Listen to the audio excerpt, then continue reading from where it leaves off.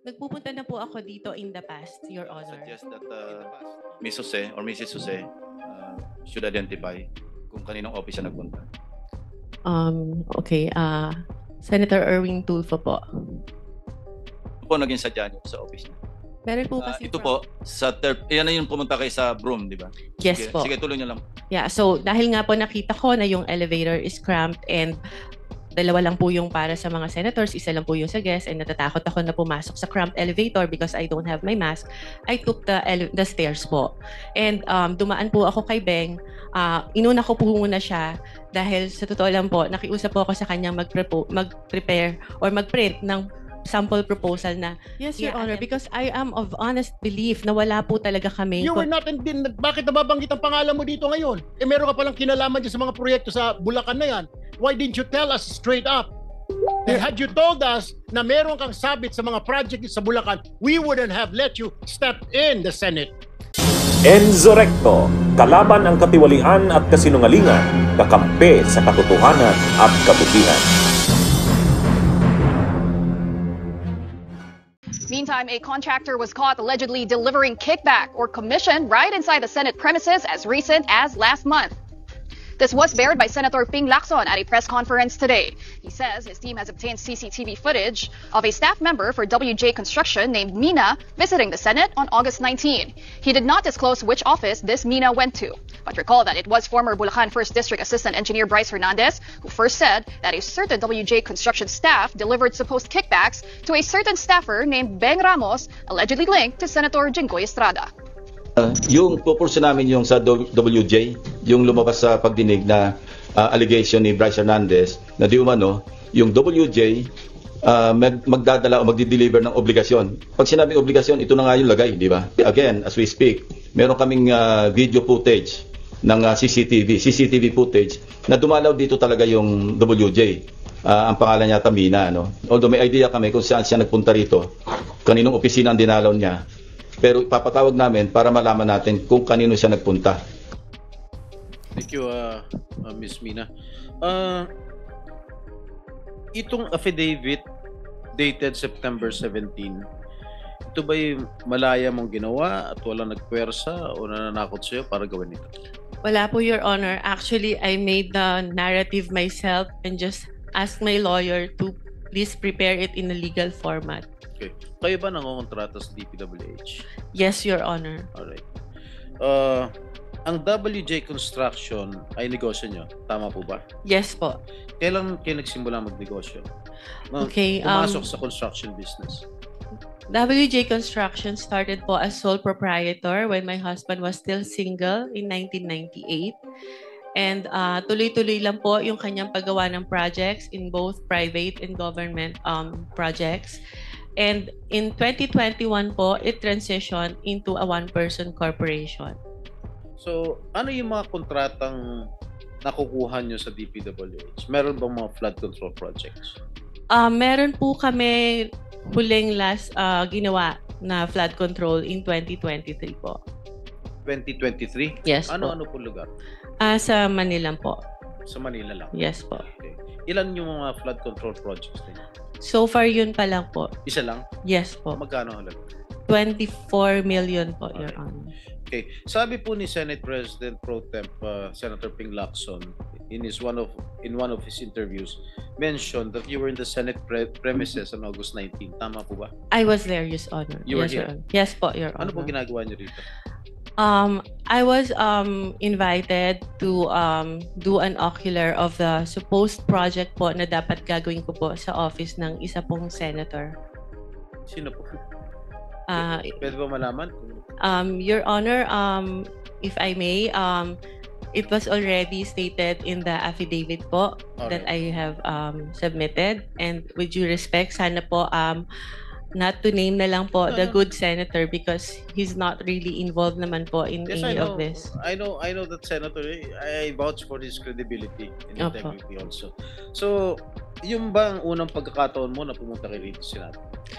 Nagpupunta na po ako dito in the past, Your Honor. In the past? Opo. Anong ginagawa niyo in the past dito?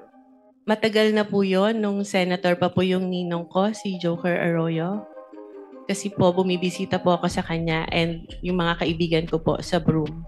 So sino-sino yung mga pinupuntahan? Senator Jinggoy, in fairness to all the senators, not only those present here, I would suggest that Ms. Jose or Mrs. Jose should identify kung kaninong office siya nagpunta.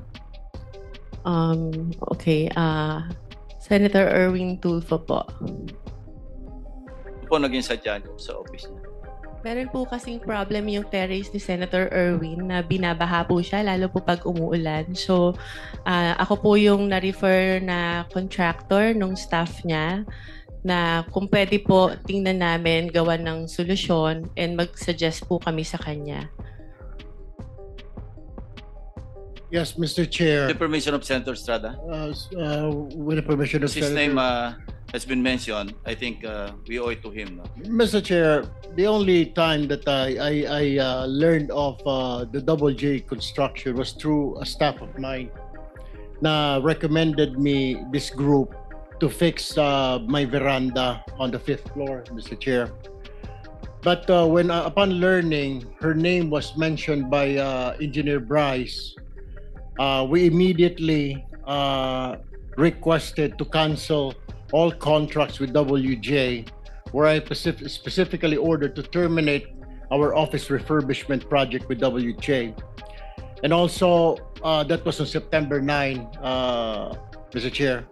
And then on September 11, I issued another memo asking for an incident report to all concerned employees, specifically the friend of the Double J Construction, Mina Jose. And on September 18, I passed an internal policy for gate pass and visitors pass requests na wala po muna kami tatanggapin ng mga bisita because of that. Mr. Chair, this representation is willing to submit all the documents. The memo stated dated September 9, memo September 11, memo on September 18, and of course the drawing submitted by Ms. Mina Jose for the refurbishment of my veranda on the 5th floor. Also, some contracts we're willing to submit for in this committee, Mr. Chair. Thank you. Mrs. Jose, meron pong sinabit sa aming opisina yung Director General, CCTV footage. So gusto ko lang malaman din para sa kaalaman ng lahat. Bukod sa opisina ni Senator Erwin Tulfo, saan po pa kayo nagpunta? Meron pa po akong pinuntahang office at sabi ko nga po, may mga kaibigan po ako sa Broome na tinext ko na papunta ako ng Senate and I want to see them. Can we flash on the screen yung footage, yung CCTV? Linawin mo yung Broome. Ano yung Broome? It's the Blue Ribbon Oversight Yes, Office hindi Management, alam Your ng Honor. public. Masusundan na lang natin ito, no? Ano sa 3rd floor na ba ito? Doon muna sa ground floor. August 19, correct. Sige po, habang tinitingnan nyo, kayo na yung magkwento kung ano yung flow ng events nung kayo dumalaw dito. Anong Okay, oras? so from Saan the kayo? lobby po, nagsabi po ako na I have a permit to enter the Senate, and then tinanong po yung pangalan ko, hinanap po nila sa computer, and then nung na-confirm po nila, sabi nila, umakyat ka na sa 2nd floor, dun ka mag-register. So pag akyat po, nakikita nyo po, meron pong separate na bag and body scanner where yung mga guests po dapat mag-pass through muna doon. After po nun, pupunta po sa logbook area, ilalag nyo po yung pangalan nyo, yung phone number nyo, taga saan kayo, and kung saang office kayo pupunta. And hitingnan po kami ng ID to verify kung kami po talaga yung nasa list. And that's what I did, Your Honors. Ito po, sa yan na yung pumunta kayo sa Broome, di ba? Yes Sige, po. Sige, tuloy nyo lang. Yeah, so dahil nga po nakita ko na yung elevator is cramped and dalawa lang po yung para sa mga senators, isa lang po yung sa guests, and natatakot ako na pumasok sa cramped elevator because I don't have my mask. I took the stairs po. And dumaan po ako kay Beng. Inuna ko po muna siya dahil sa totoo lang po, nakiusap po ako sa kanya mag-prepare or mag-print ng sample proposal na i-attempt ko po sanang i-present kay Senator Erwin. So dumaan po ako doon briefly, nagpicture pa nga po kami, and I texted my other friend sa Broome who was at that time in the session hall to tell her na, hey, nandito na ako. So after po noon, umakyat na ako dahil nagagalit na po sa akin yung staff ni Senator, bakit daw po ang tagal ko. Sandali lang daw po si Senator para explain sa akin kung ano yung gusto niyang gawin. So umakyat na po ako sa office ni Senator Erwin Tulfo. Mr. Chair, may I also add that we'll be submitting a screenshot of the text message between my staff and Ms. Mina Jose. Where was she during that time? Dahil doon po sa text message, sinabi niya dumaan pa sa Broome. At meron din po akong letter sa staff ko asking her bakit dumaan sa Broome. Parang ginamit po yung aming opisina na makapasyal siya sa Broome, wala naman po sa agenda. Hindi rin po niya minensyon na may kilala po siya dito sa Senate, dyan sa Broome, sa Blue Ribbon. So, in other words, Mr. Chair, parang nagamit po yung opisina ko para dumaan po siya sa Broome kung ano man yung kanyang business doon, Mr. Chair. My apologies, Your Honor, if that appeared that way. It was just my intention to see my friend, especially when I heard that Beng is suffering from cancer and I haven't seen her in a long time. So I thought it was an opportunity for me to also visit her. Mr. Chair, the question is, you should have told us na may kaibigan ka under investigation. My staff even asked me, Mr. Chair, if you would remember and you lied. Sinabi namin, baka ikaw sabit ka dito sa flood control. Wala po kami, hindi po kami sabit dyan. Ang mga project ko 30 million. Do you remember that? You were asked, Ms. Jose. Yes, Your Honor, because I am of honest belief na wala po talaga kami. You were not, bakit nababanggit ang pangalan mo dito ngayon? Meron ka palang kinalaman dyan sa mga proyekto sa Bulacan na yan. Why didn't you tell us straight up? Had you told us na meron kang sabit sa mga project sa Bulacan, we wouldn't have let you step in the Senate, Ms. Jose.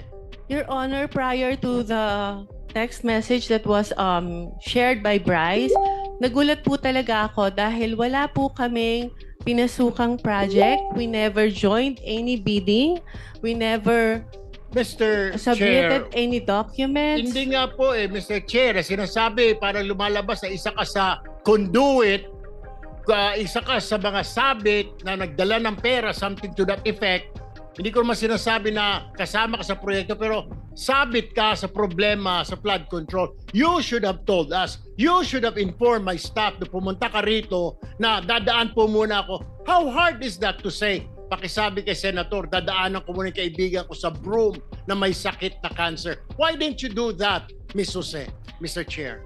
Your Honor, I don't think Senator Erwin is privy to the conversation with the staff to whom I have mentioned before. Senator Erwin, please no. Bunyog, bunyog, halikan na kasama ka. Bunyog, kapag buklod ay may pag-asa. Luzon, Visayas, Mindanao, isa ang pananaw. Sa bagong Pilipinas ang bunyog isisigaw. Bunyog, bunyog.